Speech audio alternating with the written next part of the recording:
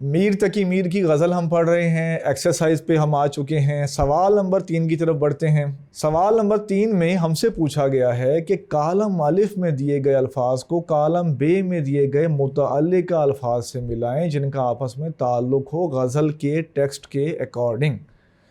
تو آئیے اس کے حل کی طرف بڑھتے ہیں۔ کالم آپ کی کتاب پہ بنے ہوئے ہیں، نوٹ بک پہ بھی آپ بنا سکتے ہیں۔ کتاب پہ حل کرنا ہے تو پینسل سے حل کیجئے گا، اور اگر کاپی پہ نوٹ کرنا ہے تو آپ کی مرضی ہے۔ پہلا لفظ ہے ہستی، اس کو آپ ملا دیں گے حباب سے، ہستی اپنی حباب کی سی ہے۔ نمائش کو آپ ملا دیں گے، یہ نمائش سراب کی سی ہے، سراب سے ملا دیں گے۔ پنکھڑی کو ملا دیں گے، پنکھڑی ایک گلاب کی سی ہے، گلاب سے۔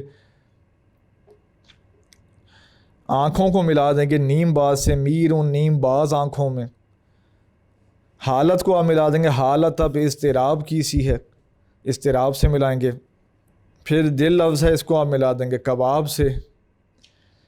پھر لفظ ہے مستی، اس کو آپ ملا دیں گے شراب سے، ساری مستی شراب کی سی ہے۔